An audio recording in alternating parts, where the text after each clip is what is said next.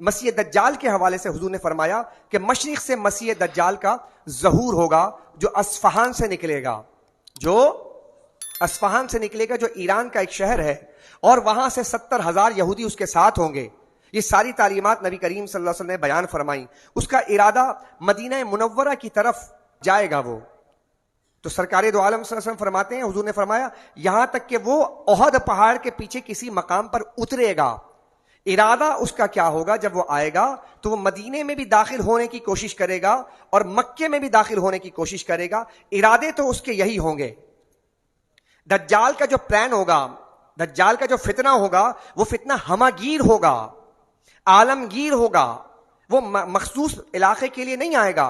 نبی کریم صلی اللہ علیہ وسلم نے فرمایا کہ آگے حدیث مبارکہ سماعت کیجیے گا. امام بخاری روایت فرماتے ہیں کہ آگے کہتے ہیں معلوم ہوتا ہے کہ جنگ جو ابھی جاری ہو رہی ہے، یہ والی جنگ جو ابھی عالمی جنگ جو صورتحال اختیار کر، یہ آگے چلتا رہے گا یہاں تک کہ ملحمۃ الکبریٰ تک جا کر یہ جنگ جو ہے اس کا سلسلہ جاری رہے گا، اور یہ جنگ عالمی جنگ کی ایک صورت اختیار کر جائے گا اور پوری دنیا کو اپنے لپیٹ میں لے لے گا. یہ سرکار نے بیان فرمایا کہ ایک وقت آنے والا ہے جو آخری وقت میں ایسا ہوگا.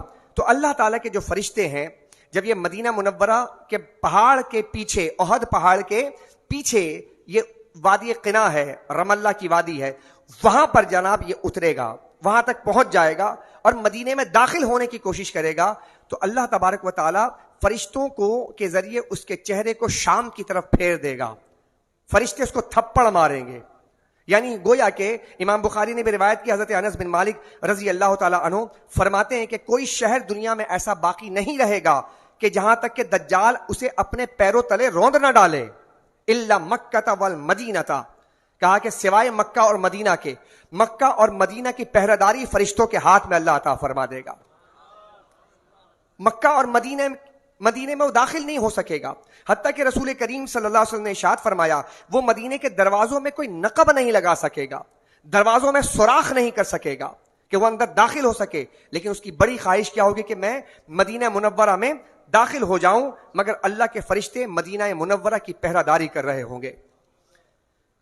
حضرت ذی وقار پھر فرمایا کہ 3 زلزلے آئیں گے مدینہ منورہ میں. یعنی اس حالانکہ ابھی تک زلزلوں سے پاک اور صاف ہے. یعنی حضرت عمر رضی اللہ تعالیٰ عنہ کے زمانے مبارک سے جب زلزلہ آیا تھا تو آپ نے زمین کو کہا ٹھہر جا، کیا عمر نے تجھ پر عدل نہیں کیا؟ تو زمین ٹھہر گئی اور قرار پکڑ گئی، اور اب تک وہاں زلزلے نہیں آتے. لیکن قرب قیامت میں سرکار فرماتے ہیں صلی اللہ علیہ وسلم مدینہ منورہ میں 3 زلزلے آئیں گے، اور جب وہ زلزلے آئیں گے تو اس زلزلے کی وجہ سے منافقین اور کافر مدینہ منورہ چھوڑ دیں گے، مدینہ منورہ چھوڑ دیں گے. اب وہ عاشقوں کی بستی ہوگی. کبھی ذہنوں میں خیال تو آتا ہوگا کہ یہ کیسے ممکن ہوگا، لیکن سرکار فرماتے ہیں کہ یہ کیسے ہوگا. انہیں باہر آپ پکڑ کر نکالنا چاہیں انہیں نہیں نکال سکتے، ان کی سازشیں ہیں. لیکن اللہ جب نکالنا چاہے گا تو پھر یہ کہیں گے بھائی اس بستی میں اب رہنے کا کوئی فائدہ نہیں ہے، کیونکہ بھائی یہاں تو زلزلے آ رہے ہیں. تو منافقین بھی نکل آئیں گے، کافر بھی نکل آئیں گے. سرکار فرماتے ہیں اس وقت، کہا کہ اس وقت مدینہ منورہ پر، یعنی مدینہ منورہ ہی زمین پر وہ بہترین مقام ہوگا.